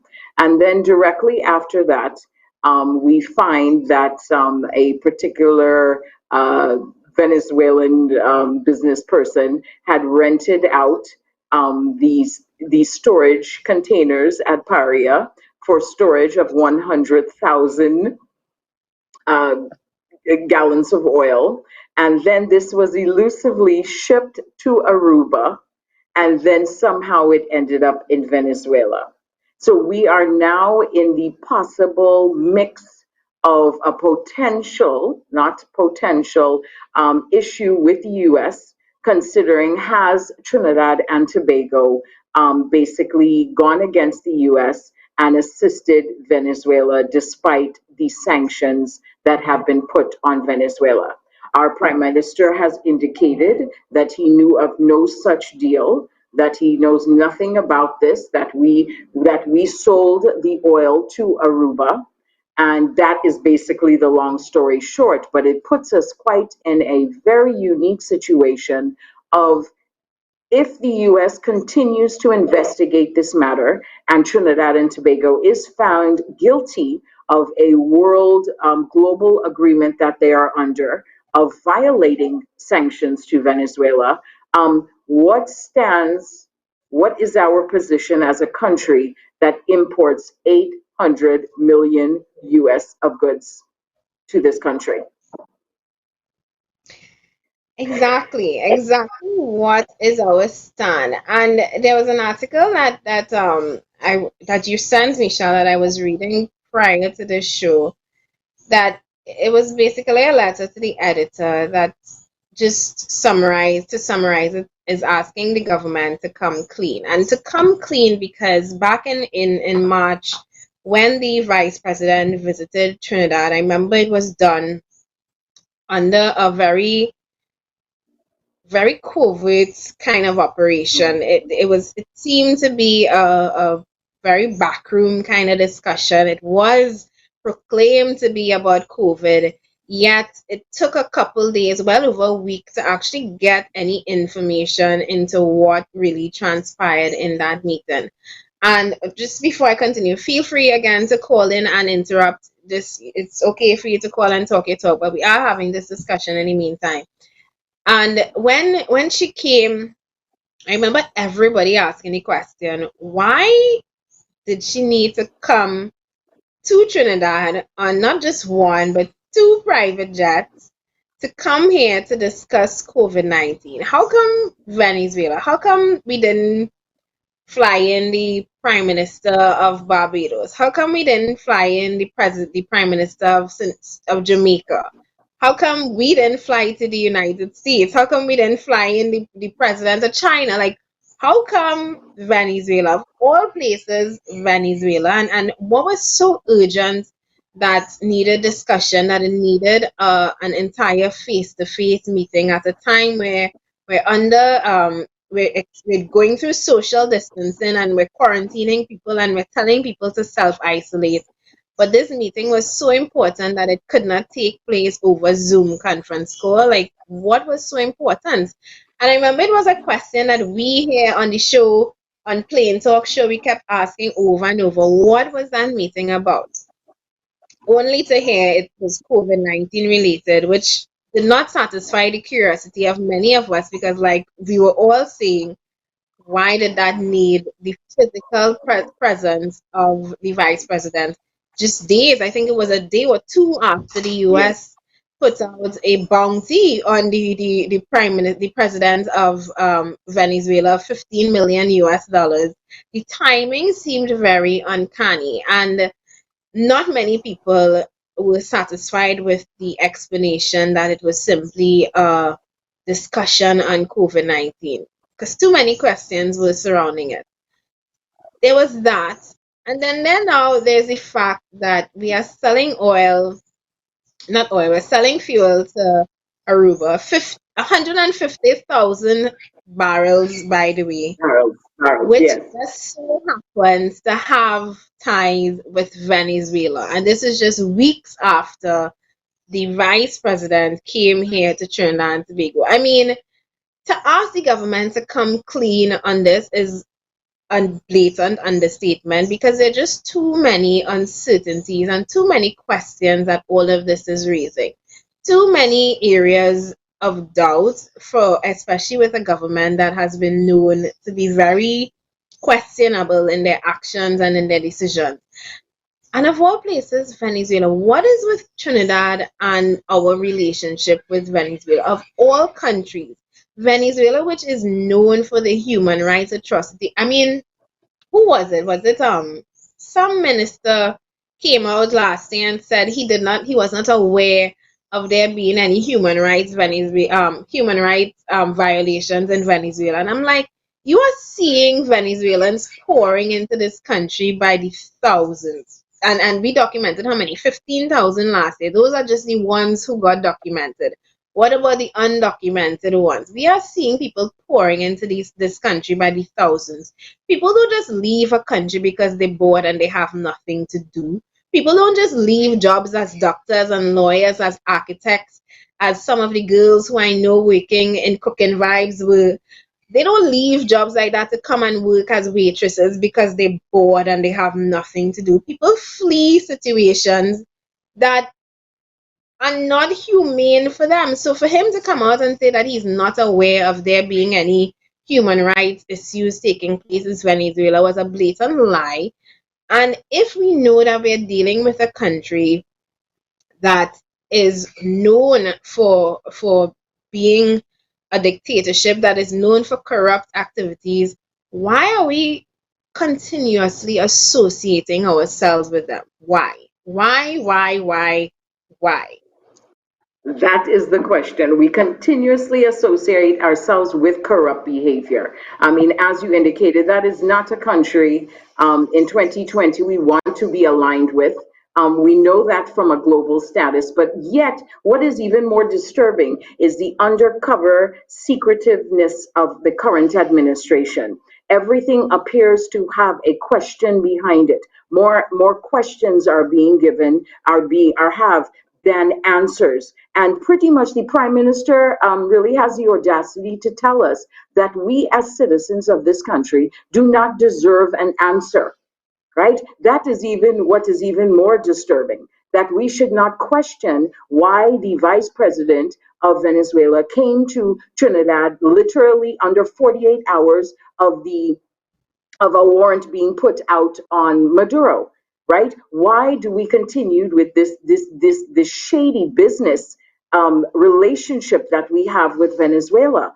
everything is being questioned, and everything, as they say, if it looks like it looks like something, it is something. There is something that is not right about this relationship that we have with Venezuela. And as you indicated, we are in continuous denial. We hear it over and over from the MPs. And it's really shocking to me. Like they said, there were Venezuelans in line when we're clearly seeing citizens of Trinidad and Tobago. We're hearing a figure of 15,000 Venezuelans are here. When Felicia, you and I know, we probably crossed that figure several months ago. We are clearly seeing that there are not 15,000 Venezuelans here. People do not flee a country. People do not risk their lives to come here through this dysfunction that we have here. There has to be a desperation and a reason why they are here. But the question is, we ask the current administration, what is this requirement of you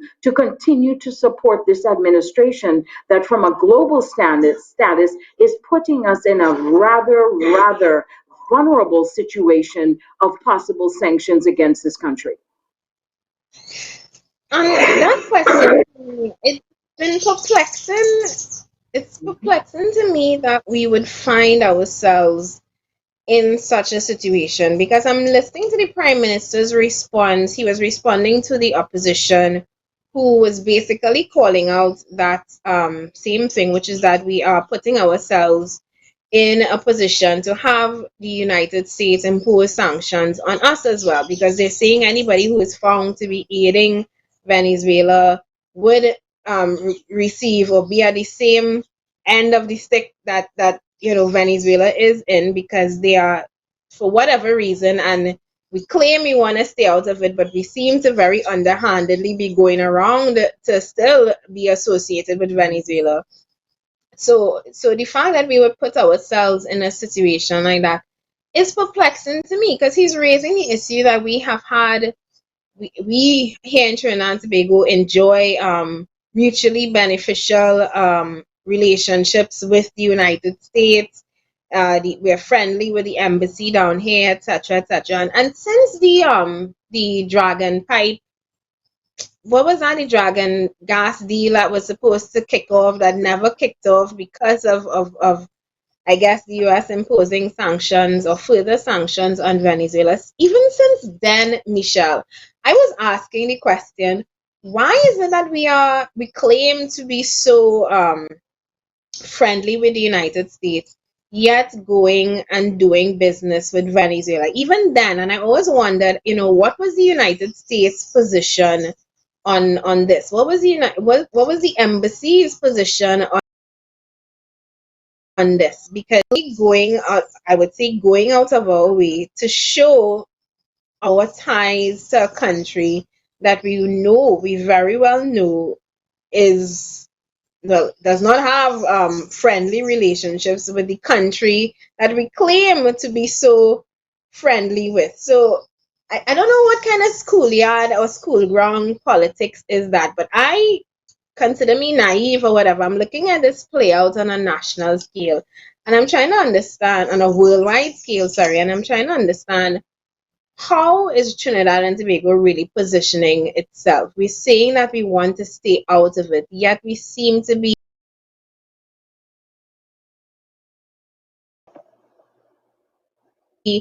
with you. Right. But I'm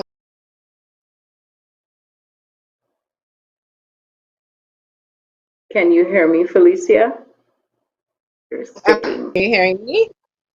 Okay, I'm hearing you now. We seem to be kind of hell bent, Felicia, on trying to prove to the United States and the world that we basically, are our own country. Because I basically remember Trinidad and Tobago was not invited to a recent by the U.S. to the meeting in Jamaica. Right? Because we continue with this defiance and audacity of our current governance in proving that we are Trinidad and Tobago and we will make our own decisions. But we have to look at it from the big picture. The big picture is we are clearly dependent primarily on the US for lots of goods and services. We have lots of agreements with from a global standpoint and from a treaty standpoint with the US. And why does this current administration continue to just be defiant in their governance in terms of proving to the US that we are going to operate pretty soulless and and act as though we are not aware of the consequences.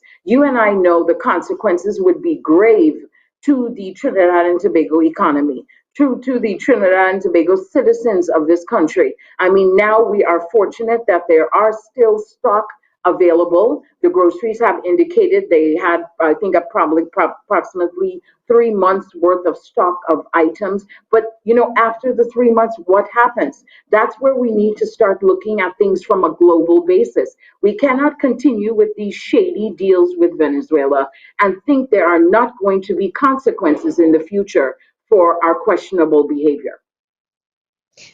Indeed, but besides the consequences, though, and consequences in terms of external forces like the United States possibly imposing sanctions on us if they so find that we were acting in a deliberate act to sell the gas to Venezuela, basically going around through using a middleman, which was Aruba. If they do find that we, did do this knowingly, we can or would face sanctions from the United States.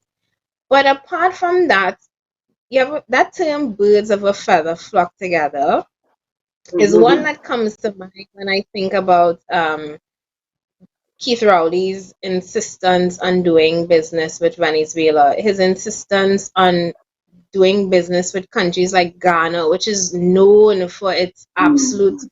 corruption, doing business with states, with countries that are bordering on dictatorial, on having authoritarian styles of government on its people, on treating its people, as subclass citizens. And I mean, we here in Trinidad and Tobago, to an extent, we feel as if we're living, or as if this particular administration is trying to turn us into a dictatorship. Some of the laws that they're writing in terms of the cybercrime bill, in terms of the oh gosh, what's this other one? The, in the Bail Amendment Act, some of the laws that they're trying to write to take away jury trials and make it only judge trials. Some of these things that clearly go against our constitution, our democracy. It's scary to an extent, because we have to look at the fact that yes, the US can impose sanctions, but it's also worrying the kind of nation, the kind of state that this particular administration seems to be trying to convert us to. And I mean, we're not there yet. We're not a police state. We're not a country where the government is the be all and end all, and there's still a level of democracy. But the countries that we seem to want to be associating with, the kind of laws that we seem to want to be writing into office, tells a different story. And I am particularly, you see, this election is a make or break for Trinidad and Tobago. As many people as may be aware of it or not, Trinbagonians need to open their eyes and realize that this is a make or break election for this country, because I am not certain, Michelle, that this country can survive another 5 years of the PNM government. And when I say the PNM, you see, this particular PNM administration, it is one that I don't trust. It is one that raises a lot of questions to me in terms of their intentions and their motives.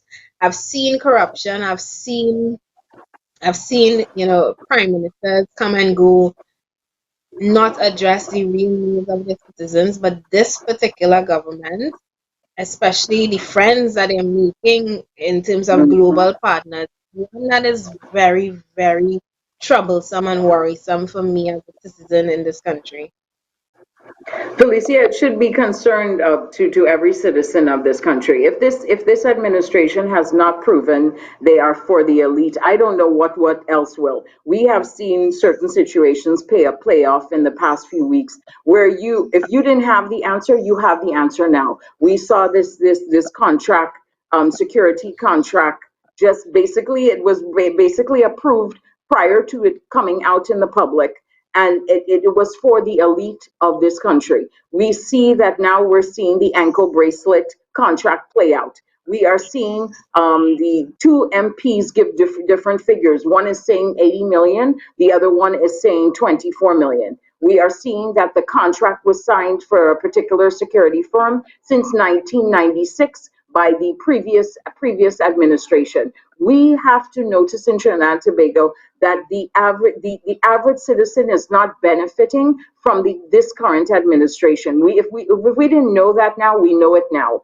And I don't think we should have any question in our mind as to where we should put our vote in the next election. We are not being benefited to our benefit, governed to our benefit. We are simply being dictated to in a manner of which it does not benefit the citizens of this country. I can tell you in the past 5 years, I've seen my grocery bill gone up. I've seen the cost of living gone up. I have seen gas gone up. I have seen my disposable income go down dramatically. And I am not a citizen that is suffering. I am not a citizen that doesn't have access to. Can you imagine the everyday citizen? What used to be $15 now under this current administration is now in the 30s. We have seen the food bills, for grocery bills alone, have skyrocketed in this country, and the government has done nothing to assist in protecting those prices for the citizens of this country. They haven't lowered the VAT. As a matter of fact, they've put back on the VAT. They've increased custom import duties, which basically the citizens will have to pay. The consumer will have to pay. So we need to realize as citizens, we need to start questioning. And I agree with you, Felicia. I don't know. I can tell you up front, I cannot survive another 5 years under the current administration. And citizens need to start thinking about that. They need to start thinking in terms of, and you see, that is a problem that past politics has created for us. Like I said earlier in the program, we think now, we think next 5 years what we could get, not thinking beyond that, not thinking that the 2020 vision that the PNM was supposed to have implemented this year was something that would have required laying a foundation to reach the 2020 vision. And we're seeing now today that the only thing that can mirror anything 2020 in terms of a vision, I'm getting a call.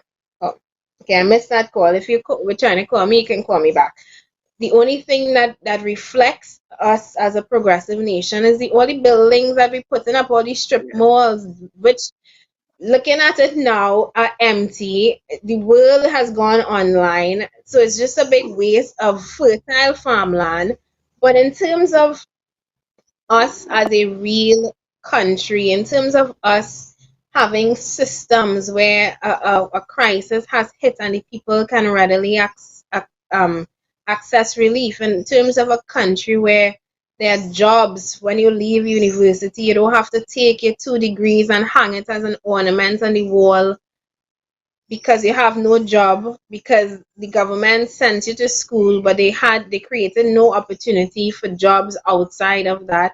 A country where crime is not the issue that plagues us right now. We have to thank God for COVID-19, and I know this government is going to come and try to take credit for the low crime that we are experiencing during COVID-19. But let's face it, apparently criminals are afraid of getting sick. So thank God for COVID-19.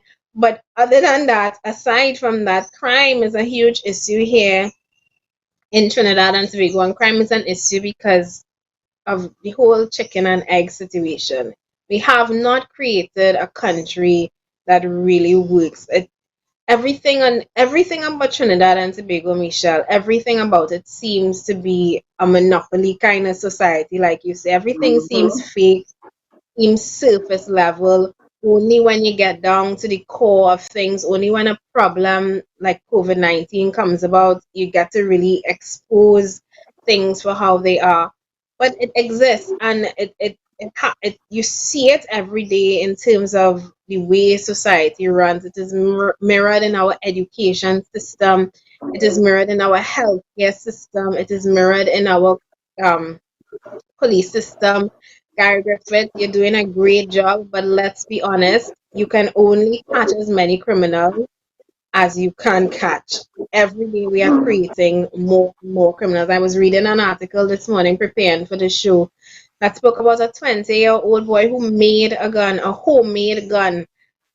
I mean, imagine those brains, that brain that he had to assemble a homemade gun and use it for something else. Use it to pursue a degree in mechanical engineering that could come back in some way and actually benefit the country. But we don't have that. We creating brilliant criminals who going to take that all their brains and all their smarts and literally put it to waste, literally use it for crime and illicit activities, or they get shot and killed, or they get incarcerated and spend their lives wasting away all of that brain, all those brains and human capital just rotting away in our prisons. That is the kind of country that we created. And I'm not trying to sound very bleak and dismal, but it's a bleak and dismal reality that some people need to wake up to and face. Agreed, Felicia. We, as having the opportunity to basically, live in the United States, live in Europe, and experience so many countries on a different level, I don't think the average citizen understands the level of dysfunctionality we operate in this country. I don't think the average citizen understands that there is a possibility for things to work. We don't have to go back 2 and 3 times, and there are automated systems that should work for the citizens. But the average citizen does not understand that. The average citizen does not understand that we deserve better. You deserve better. There are systems that work, and that is what is so should be so enticing to you with the Progressive Empowerment Party. We basically are in support of systems that work for the benefit of all of us as citizens. We are highly dysfunctional here. The littlest of things takes what would take an hour in the US and Europe and Canada to takes days here to complete without a corruption element. And it is so sad what the citizens are subjected to. Felicia, you and I have had the opportunity to travel and to get out of the madness once in a while. But for the average citizen that is stuck in that gloom and doom, and you see no other hope, and you continue to vote on race, you must realize it is getting us nowhere. It is getting us nowhere as a country. Your diehard loyalty is not benefiting you. It's not benefiting us. It's not benefiting us as a country. I could tell you from even traveling within the Caribbean, there are smaller islands that function so much higher than Trinidad, and we are the third wealthiest nation. And I can tell you, I have visited 99% of the Caribbean, and there are smaller countries that operate at such a highly functional level without the corrupt element. And that is a real bad indictment on us here in Trinidad and Tobago, who should be the leaders of this Caribbean. And when we talk all of this, we don't just talk all of this because we have nothing else to do on a Monday morning. I would love to have slept late in my bed, but the point of all of this, the point would always be getting citizens to understand what a country that works looks like. Getting citizens to understand. Somebody was telling me that if every citizen of Trinidad and Tobago had the opportunity to travel to a first world nation at least once in their lifetime, they would never accept what we have here as a country, as governance. Because we go over there and we see, Michelle, like you say, we travel and we see what a country that works, looks, and feels like. One of my favorite places to go in the world is New York. And I love it because you can wake up in New York, jump out your bed, call an Uber, and go somewhere for brunch. And you can do almost anything that you, as a citizen in Trinidad and Tobago, you can walk the street late at night. I was out at 2 a.m. on Times Square, New York. I wasn't worried about somebody coming up and pointing a gun in my face. Would you go and walk the promenade at 2 a.m. on a Saturday, Michelle? Would you? No, no, And emphatically I guess no. if we had to consider what would be our Times Square, it would be Independence Square, Port of Spain. But none of us would lose our minds unless we from the area to go and do something like that. And I live Port of Spain. I know better.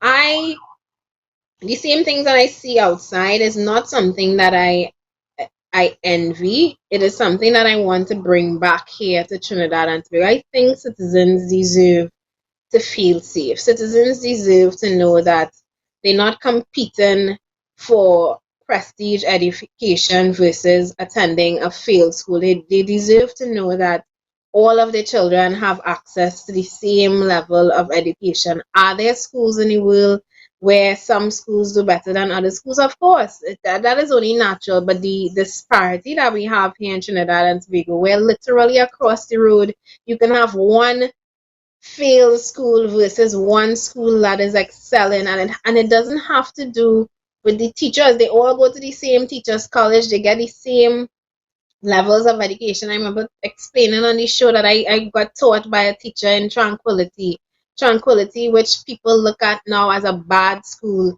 which I don't think is a bad school. Maybe the children who attend these schools are having problems learning, because when you look into the backgrounds of these children, you would find that they come from all different walks of life. There's nobody following up on their situation at home. There may be violence in the home, violence in the community, but it's not that they're not getting the same level of education. That teacher in Tranquility, he taught me in a way that actually, when I went to SAGS, I didn't even get. So the knowledge that I got there, I was able to soak it in and pass my mathematics examination with flying colors. But another child who is coming from a different circumstance may not have the same ability to soak in that education that I may have been able to. But we're not looking at situations like that. We're not looking at the core problem behind why children aren't learning. We're not looking at the core reason behind why some schools are considered failed schools. We're just quick to resign some children as bad children and duncy head children, and not looking at getting everybody to the same level, not really putting that attention into ensuring that all the children of our nation, that all children have access to the same level of education, because they deserve that. They deserve to be given a fair chance, just like us as citizens deserve to be given a level of country that we have taken. Our children deserve that too. And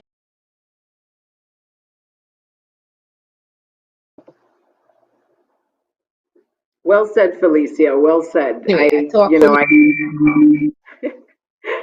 Well said, Felicia. I couldn't agree with you more. And I mean, we just have to wake up as citizens of Trinidad and Tobago and realize we deserve better.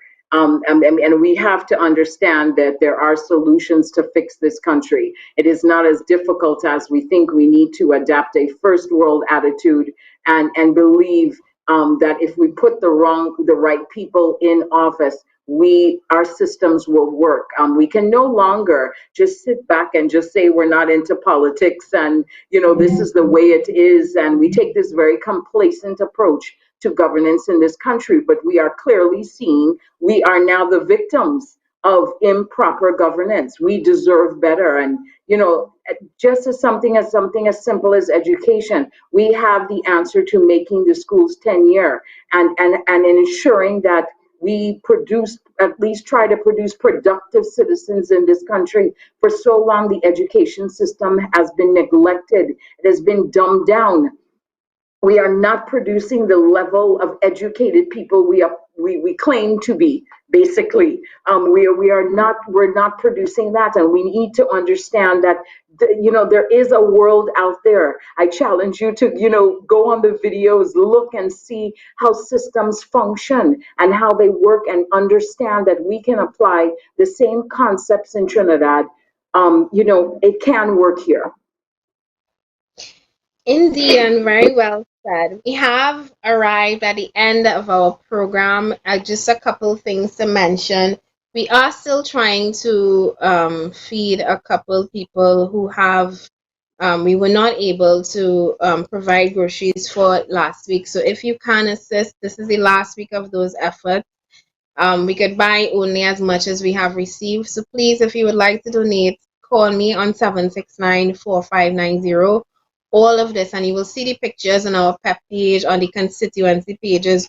All of this is going towards feeding from the most, because unlike what our Minister of Agriculture said, there are people who are in dire need, and it is, as much as we can help and assist, we are going to go the mile to assist them. And for everybody who would have donated and assisted, thank you so very much for that. All of the people who came out to do the distribution. Someone signed up to be a caretaker with us on Friday. On Saturday, she was in the community handing out hampers. That's called baptism by fire. She literally got her feet wet less than 24 hours on the job. But it's committed people like that who join the Progressive Empowerment Party, and that's who we are made up of.